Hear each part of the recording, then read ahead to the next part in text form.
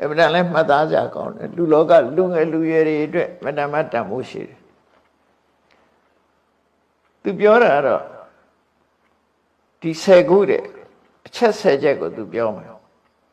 ယာနိပုပ္ပိအကရိတဝါငယ်ငယ်တည်းဒါလှုပ်ထားမယ်အချက်10ချက်တဲ့နော်အဲ့ဒါတွေကိုမလှုပ်ဘူးဆိုရင်သပ္ပစ္စမနုတ္တပတိနောင်ရောက်တဲ့အခါကျတော့စိတ်ဆင်းရဲလိမ့်မယ်နောင်နှပူပန်ရလိမ့်မယ်လှုပ်တဲ့အချက်10ခုကိုမင်းလှုပ်ထားပါလှုပ်ထားကြမလှုပ်ဘူးဆိုလို့ရှိရင်နောက်ကြတော့မှပူပန်တော့ကရောက်ကြလိမ့်မယ်ငါမလှုပ်မိတာမှားလိုက်တာလို့စိတ်ပူပန်နေကြမယ်အဲ့ကြရင်တော့ဒုက္ခနဲ့တွေ့ကြမှာပေါ့သူဆိုလို့အဲ့တော့နောင်တစကားတွေဆိုတာမဟုတ်တာလုပ်တဲ့လူတွေမှာသာနောင်တစကားဆိုတာရှိတာလေဟုတ်တာလုပ်တဲ့လူကနောင်တမှာမရှိတာအဲ့တော့သူပြောတဲ့နံပါတ်1ကဘာပြောတာတော့ဆိုရှင်းရှင်းလေးပါအလတ္တံဝိတ္တံတပ္ပတိလူဖြစ်လာလို့ရှိရင်ပစ္စည်းဥစ္စာရှာရမှာနော်ပစ္စည်းဥစ္စာရှာကိုရှာမရအောင်လို့အဲ့ဒီပစ္စည်းဥစ္စာကိုရအောင်မရှာနိုင်လို့ရှိရင်မင်းစာဝန်ကြီးခက်ခဲလိမ့်မယ်အဲ့ဒီကြားမှာမင်းငါမရှာမိတာမှားတယ်လို့ဖြစ်မှာပဲစိတ်ပူပန်ရတယ်အဲ့ဒါမရှိရင်စိတ်ပူပန်ရတယ်နောက်လက်ကြည့်နောက်စီဆိုဘာမှစားကြမရှိဆိုစိတ်ပူတာပဲလေအဲ့ဒီပူပန်မှုကိုပြောတာအလတ္တဝိတ္တံတပ္ပတိပစ္စည်းဥစ္စာဆိုတော့ရအောင်ရှာမယ်မင်းမရဘူးဆိုရင်စိတ်ပူရမှာပဲအဲ့ဒါဘာလို့ဆိုပုပ္ပေအတ္တမုထာနိတံငယ်ငယ်တုန်းကကြိုးစားပြီးတော့ငွေကြေးဒနာတွေကိုရအောင်ရှာတယ်စုဆောင်ခဲ့တယ်စုရမယ်ငွေတွေစုလာခဲ့တယ်အဲ့ဒါတွေဟိုလှုပ်တဲ့လှုပ်ထိုက်တယ်ပတ်စံရှာစုဆောင်မှုအလေးထားမြန်မာပြည်မှာအားနည်းတယ်လို့ပြောမြန်မာလူမျိုးတွေမှာအားနည်းတယ်ရှာရင်ရသမျှအကုန်သုံးပြစ်ထားတွေများတယ်ပေါ့နောက်ရေးသိမ့်မတွက်ဘူးပေါ့နော်ရရစားစားဆိုပြီးဖြစ်တယ်အိန္ဒိယနိုင်ငံသားတွေကျတော့စုဆောင်မှုအကောင်းတယ်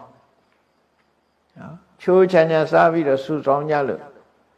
ဗမာပြည်ရောက်လာတဲ့အိန္ဒိယနိုင်ငံသားတွေကချမ်းသာသွားကြတာများတယ်ဟုတ်ရှေးတုန်းကလေးရောက်လာတဲ့လူတွေအဝတ်တစ်ထည်လန်ကုတီလေးနဲ့လာပြီးတော့ကြတော့ကျူလျာဆိုင်ပိုင်ရှင်ကြီးဖြစ်သွားမုံရွာဘက်ကတကယ်ဇလန်လေးတပုတ်ပြောတာမှတ်ထားဘူးလေတော်ထဲမှာ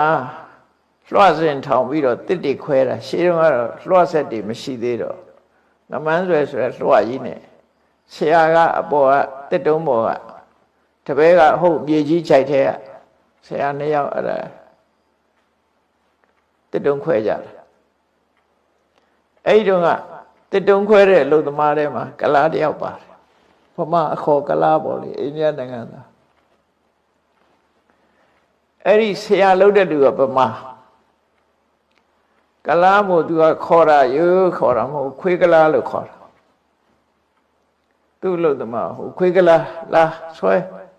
နဲ့အဲ့လိုခေါ်တာအဲ့လိုနဲ့ဆရာတော်ပဲလောက်ကင်စားတော့သွားကြပြီးတော့10နှစ်လောက်ကြာတဲ့အခါကျတော့ခွေးကလားနဲ့မတွေ့တာ10နှစ်လောက်ကြာသွားတယ်အဲ့ဒီလွှတ်ဆရာကြီးက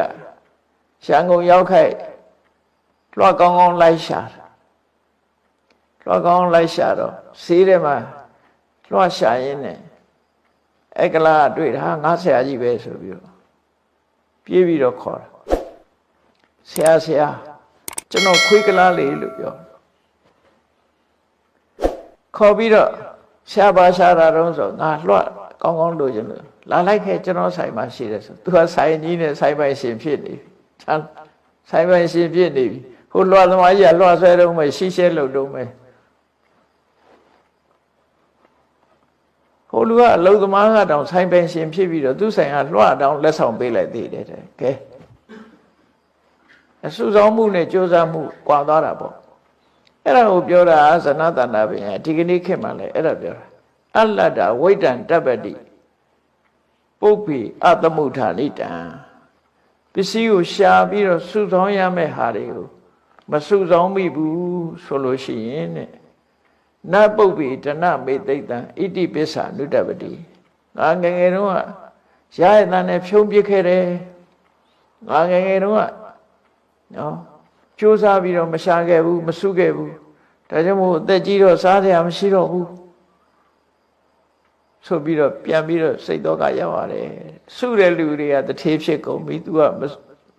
တထေးပဲဖြစ်တော့အဲ့ဒါကိုပြောတာအမှန်ဒါလူလောကမှာတကယ်လို့ရမယ့်ကိစ္စတွေပဲဒါနိဗ္ဗာန်ရောအကြောင်းတရားလို့လည်းပြောလို့ရတယ်စီးပွားရေးအစဉ်ပြေနိဗ္ဗာန်ကိုသွားလို့လွယ်တယ်လေဒီပေါ်မှာမိတည်ပြီးတော့နိဗ္ဗာန်ရောအကြောင်းအကျင့်လို့လွယ်တာပေါ့စီးပွားရေးအစဉ်မပြေတဲ့လူကဘယ်လိုလုပ်နိဗ္ဗာန်ရောအကြောင်းလုပ်လို့ရ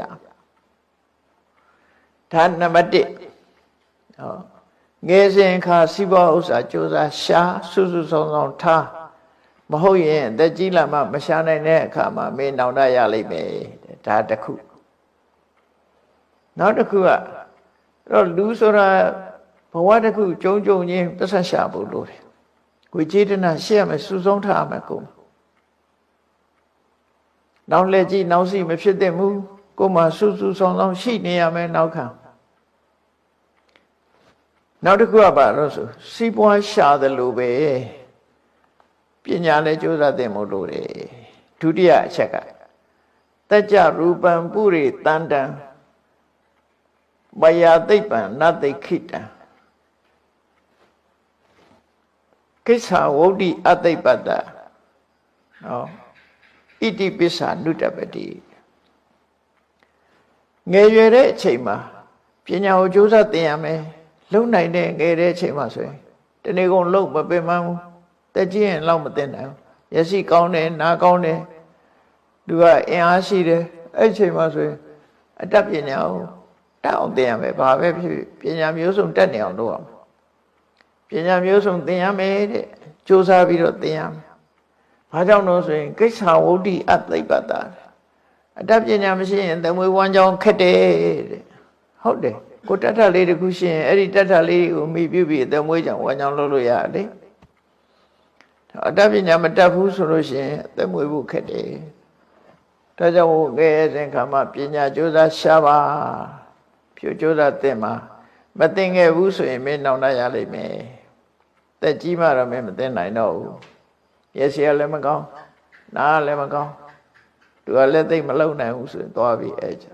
ဘာမှလည်းပညာမတတ်ဘူးဆိုသူကမှလည်းမခိုင်းတော့အဲ့ဒါဒုတိယအချက်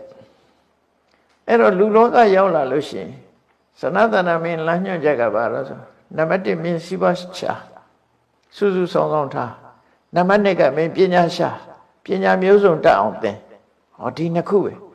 ဒါလူငယ်လူရွယ်တွေအတွက်အရေးကြီးဆုံးဆုံးမချက်ပဲဒါနော်တိုင်းသူပြည်သားတွေစီးပွားဥစ္စာရအောင်ရှာကြအတတ်ပညာတတ်အောင်သင်ထားကြကိုပညာနဲ့ကိုလှုပ်ရှားလို့ရမယ်ဒီနှစ်ခုအေးဟုတ်ပြီနောက်တတိယအနေနဲ့ဗာပြောတော့ဆိုကုတဝေထိပုရိအာသိပိတုနောပိဋိမန္တိကောစန္ဒောသဖရုသောသပိဣတိပစ္ဆာဒုတ္တပတိ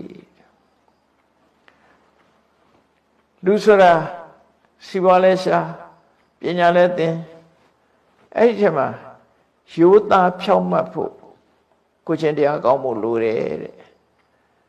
မရိုးသားတဲ့ပုဂ္ဂိုလ်ကဘာတော့ဆိုရင်ပတ်စံမရှိတော့သူကပတ်စံရှာတယ်ဘာနဲ့ရှာတော့ဆိုကောက်ကျစ်ဆင်လဲတဲ့နည်းတွေနဲ့ရှာဟိုလူဆရာပတ်စံချီသွားလိုက်ပြန်မပေးဘူးဒီလူဆရာပတ်စံချီသွားလိုက်ပြန်မပေးဘူးနော်လိန်လေလှည့်ပြားတယ်ကုတဝေတိပုရိအသိကောက်ကျစ်ဆင်လဲတယ်အတုလုပ်ပြီးတော့ရောင်းတယ်ပတ်စံရှာပြီးအဲကြတော့ပညာနဲ့ရှာတာမဟုတ်တော့ဘူးအတုနဲ့ရှာလိန်လေပြီးတော့ပတ်စံရှာပြီးတော့လူနှစ်ယောက်ကြားထဲမှာလည်းပဲခုခေတ်စကားနဲ့ဆိုရင်ဂျင်းထဲပေါ့ဟိုလူနဲ့ဒီလူမတက်အောင်လုပ်တာတော့ဒါတွေလည်းလုပ်တယ်ပိဋိမန္တိကောတဲ့ သူများပိဋိမန္တိကဆိုတဲ့စကားလုံးကပိဋိဆိုတာကြောမန္တဆိုတာအသားလူတယောက်ရဲ့ကြောသားကိုစားတယ်လို့အဓိပ္ပာယ်ရတယ်တိုက်ရိုက်အဓိပ္ပာယ်ဒါပေမဲ့ဒါဣရိယံစကားပေါ့ပိဋိမန္တိကောဆိုတာဘာလို့ဆိုရင်နောက်ွယ်ကနေပြီးတော့တဆိုးလက်ဆောင်ယူပြီးဒီလူကိုဒုက္ခပေးနေတာဒုက္ခဘာလို့ဆိုလို့ရှိရင်တရားဆွဲတဲ့လူတွေတရားဥပဒေနိုင်အောင်သူကမြောက်ထိုးပင်ကောလုပ်တယ်ဒီအမှုသူနိုင်အောင်လုပ်ပေးမယ်ဆိုတဲ့လူမျိုးပေါ့နော်သူကလို့ရှိရင်သူနိုင်အောင်လုပ်ပေးမယ်အမှုဘလောက်ပဲအမှုကထင်ရှားနေနေသူကနေပြီးတော့ဟိုလူဆက်ပတ်စံယူပြီးတော့သူနိုင်အောင်မျိုးစုံလုပ်ပေးတယ်ခုခေတ်ဆိုရင်တော့ဘာခေါ်တော့ခေါ်တာရှိတယ်လေငှားတာပေါ့လူငှားပြီးတော့လုပ်တာလေလော်ဘီဆိုတာလေလော်ဘီငှားထားတာပတ်စံပေးပြီးတော့သူနိုင်အောင်လုပ်တယ်လေအဲ့လိုလော်ဘီငှားပြီးတော့စားတဲ့လူတွေကိုပိဋိမန္တိကလို့ခေါ်တယ်သူများကြောကိုနောက်ကနေဗမာစကားကတော့နောက်ကျောကနေဓာတ်နဲ့ထိုးတယ်လို့ပြောတာဒီပါဠိကျတော့အဲ့လိုပါဠိစာပေမှာတော့အဲ့လိုမဆိုဘူးသူကဘာဆိုတော့ဆိုပိဋိမန္တိကောသူများကြောကုန်းကိုကြောသားကိုစားသူလို့ဆိုနောက်ွယ်ကနေပြီးတော့မတရားလုပ်ပေးတဲ့လူကိုပြောတာပတ်စံယူပြီးမတရားလုပ်ပေးတာဒါရလည်းရှိတာပဲခုခေတ်လည်းရှိနေတာပဲစံဒေါသပရုဒေါသပြီးတယ်ကိုယ်မူရလည်းကြမ်းတယ်စိတ်ဓာတ်ကလည်းကြမ်းအဲ့တော့မဟုတ်တာဆိုအကုန်လုံးတယ်အဲ့ဒီမဟုတ်တာအကုန်လုံးတဲ့ပုဂ္ဂိုလ်ဟာလည်းပဲနောက်ဆုံးအချိန်ရောက်လို့ရှိရင်ငါမဟုတ်တာတွေလုပ်တယ်ဆိုပြီးတော့တေခါနေကြတော့စိတ်ပူပန်ရလိမ့်မယ်တဲ့အဲ့ဒီပုဂ္ဂိုလ်မျိုးဟာဒါမလုပ်သင့်ဘူးလို့ပြောတယ်နောက်စတုထအချက်ကလည်းတူတယ်ဒုစရိုက်နဲ့ဆိုင်တယ်လူတယောက်ဟာငယ်ရွယ်စဉ်အခါမှာကောင်းကောင်းမွန်မနေပဲနဲ့ပါဏာတိပါတိပုရိအာသိလှုပ်တော်စာပိအနာရိယောဘူတနာနာပစာယေတာဣတိပစ္စာနုတပတိအသက်အရွယ်ငယ်တဲ့ချိန်တုန်းကဆိုရင်တော့တော်ဘာဆိုလဲတတ်လိုက်တာပဲလူသားရမယ်ဆိုလဲတတ်လိုက်တာနော်တတ်တယ်လှုပ်တော်စိတ်ဓာတ်ကကြမ်းတမ်းတယ်ရက်ဆက်တယ်အနာရိယောလူတော်လူကောင်းစိတ်မရှိဘူးလူစိတ်မရှိဘူးဘူတနာနာပစာရိတ်တံဆိုဘယ်သူမှကိမဆိုင်ဘူးအကျဉ်းတရားမေတ္တာတရားကင်းမဲ့တယ်ဗတ်စပေးရင်တော့လှုပ်တာပဲဘယ်သူတတ်ဆိုရင်လည်းငှားရင်လိုက်တတ်တာအဲ့လိုပုဂ္ဂိုလ်မျိုးတွေအဲ့လိုလှုပ်ပြီးနောက်ချိန်ရောက်လာတဲ့အခါကျရင်တဲ့မနေရလို့သိတဲ့အခါကျလို့ရှိရင်သူလှုပ်ရက်တွေပေါ်မှာသူဟာဆင်းရဲဒုက္ခတွေရောက်တော့မှာပဲစိတ်ပူပန်မှုတွေဖြစ်တယ်ကိုလှုပ်တာကောင်းမှမကောင်းတော့နော်မကောင်းတဲ့အတွက်စိတ်ပူရတယ်အဲ့တော့ကိုချင်းတရားပြက်ပြားပြီးတော့ဒါစီးပွားရှာတဲ့နေ့နှစ်ခုပဲနော်အာဂတိလိုက်စားပြီးတော့စီးပွားရှာတယ်မတရားနောက်ွယ်အနေပြီးတော့စီးပွားရှာတယ်နောက်သူများတဲ့တတ်ပြီးတော့စီးပွားရှာတယ်ကျန်တဲ့ရက်ဆက်တယ်ဘယ်သူပေါ်မှာကျန်တဲ့တရားမထားဘူးဆိုတာအဲ့ဒါတွေမလုပ်ပါနဲ့ဒါဒုစက်နှမျိုးကိုဒီမှာဖော်ပြထားပြီနောက်တစ်ခုကဘဟုတုဝတ္တတန္တိတုအနာပါတိတုအဋ္ဌိတုအနာပါဒာတုအဋ္ဌိတုပရဒရံအာတိဝိတံဣတိပိစ္ဆာနုတပတိနောက်ဆုံးချက်ကတော့ယောက်ျားတွေကိုအဓိကထားပြီးတော့ပြောတဲ့စကားတစ်ခုပေါ့နော်လောကမှာတဲ့အမျိုးသမီးအိမ်တော်မရှိတဲ့အမျိုးသမီးတွေအများကြီးရှိတာပဲတဲ့အဲ့တော့အိမ်တော်မရှိတဲ့အမျိုးသမီးနဲ့ဒီမနေပါပဲနဲ့အိမ်တော်ရှိတဲ့အမျိုးသမီးကိုသွားပြီးတော့ဖောက်ပြန်တဲ့သူတွေပရဒါရပေါ့နော်အဲ့ဒါလို့ဖောက်ပြန်လို့ရှိရင်လည်းပဲသူကနောက်ရပူပန်ရတတ်တယ်ကိုချင်းတရားပြက်ပြတာမကောင်းတဲ့အကြောင်းဒါအများစုကကိုချင်းတရားပြက်ပြတတ်လို့ဒါကိုထည့်ပြီးတော့ပြောထားတာနော်သူတော်မ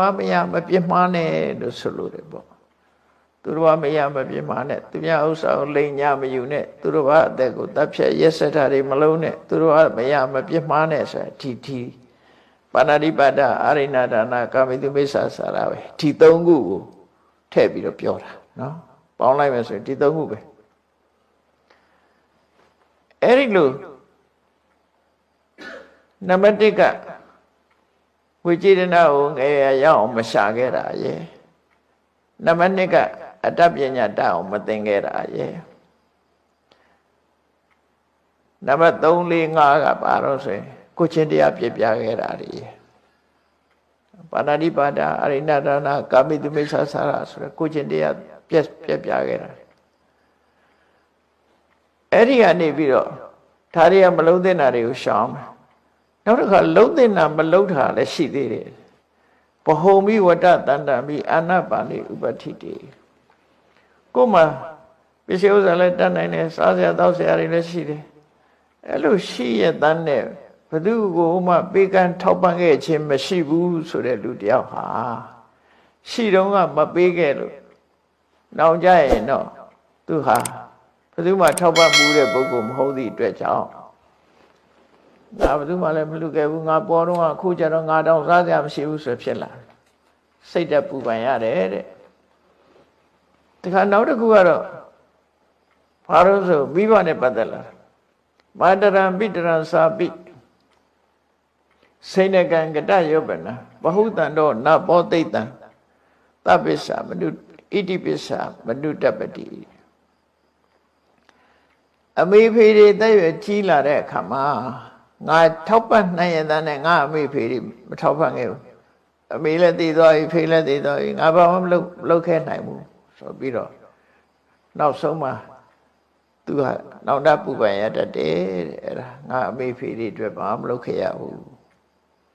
နောက်တစ်ခုကတော့အာစရိယမနုတ္တထာသဗ္ဗကာမရတံဟရပိတရံအတိမိညိတာအဖေရှိတဲ့အချိန်မှာအဖေစကားကိုနားမထောင်ပဲနဲ့ခမည်းကြီးခင်မမိပါဘူးကိုနေရကိုနေစမ်းမလို့အဖေပေါ်မှာတာတလာချီးပြီးတော့လုတ်ခဲ့တာတွေနဲ့ပတ်သက်ပြီးသူကနောင်တပူပန်ရတတ်တယ်မိဘစကားကိုအဲ့လိုမလုပ်ရဘူးလို့ဆိုလို့လေပေါ့နော်ဒါလည်းအဲ့တော့မိဘကိုယုံသိလေးစားဖို့ဆိုပြီးတော့ဆုံးမတာအဲ့ဒါတွေပြီးတဲ့အခါကျတော့နောက်ဆုံးမတာတော့သမဏေပြမဏေစာပိသီလဝန္တိဘဟုတုတေနပုပ္ပေနပုပ္ပေပရိပါပရိယုပယိတံဣတိပိစ္ဆမနုတပတိအကျင့်ကောင်းတဲ့ကိုချင်းသီလနဲ့ပြည့်စုံတဲ့ဘဝတုဒ္ဒကြွယ်ဝတဲ့သမဏပြမဏတွေဟုတ်လားသမဏပြမဏဆိုတာဘာသာရေးပေါ့နော်ခုဆိုရင်တော့ယဟန္တာငါတွေပေါ့ဒီလိုပြောလို့ရတာပေါ့အဲ့လိုယဟန္တာငါတွေကိုချင်းကပ်ပြီးတော့မသိသေးတာတွေသိအောင်မသိသေးတာတွေသိအောင်သိတာတွေကိုပို့ပြီးတော့ရှင်းလင်းအောင်စိတ်ကပ်မေးမြန်းခြင်းမလုပ်ခဲ့ဘူးဆိုပြီးတော့ဆိုလို့ရှိရင်လေနောင်တပူပန်ရတတ်တယ်တဲ့အဲ့ဒီပုဂ္ဂိုလ်ဟာနော်နောင်တပူပန်ရတာပဲဒါလဲငါဒီရံပုံနာတွေရဲ့သမဏဗြဟ္မဏတွေကိုချင်းကပ်ပြီးတော့ဒီအသိပညာရရှိအောင်မလုပ်ခဲ့ဘူးတရားစကားတွေနားမထောင်ခဲ့ဘူးတရားအသိတွေမရခဲ့ဘူးဆိုပြီးတော့စိတ်ပူပန်ရတတ်တယ်တဲ့နောက်ဆုံးတစ်ချက်ကပါတော့သာဓုဟောတိတပောစိန်နောတန်တောစာပြုပယတိတောနာသပုပ္ပေတပောစိန်နောဣတိပိစ္ဆာနုတပတိအသက်ရွယ်ငယ်တဲ့အချိန်လုံနိုင်တဲ့အချိန်တုန်းကသူစိုက်တရားဆိုကိုချင်းတရားတွေကိုကျင့်ကြကြုတ်ကိုအထောဥပမာဥပုသ်ဆောင်ရမယ့်အချိန်စောင့်နေနော်ကောင်းတဲ့အလုပ်တွေဥပုသ်ဆောင်နေတရားထိုင်နေဒီလိုဟာမျိုးတွေလှုပ်သင့်လှုပ်ထိုက်တယ်ပေါ့နော်အဲ့ဒါဥပုသ်ဆောင်ခြင်းတရားထိုင်ခြင်းဆိုတဲ့ဒီလိုကိစ္စတွေငါမလုပ်ခဲ့ဘူးတလားလေးတဲ့ဥပုသ်တခါမှမဆောင်ဘူးဆိုတာမျိုးတွေဖြစ်လာတယ်ဒီကနေ့ကျတော့သူများတွေဥပုသ်ဆောင်တဲ့လူတွေတူတော်လူကောင်းတွေနဲ့တွေ့တဲ့အခါငါမလုံမိဘူးဆိုပြီးတော့ပူပန်ရတတ်တယ်တဲ့ အလုံးပေါင်းတော့10ချက်ပဲနော်နံပါတ်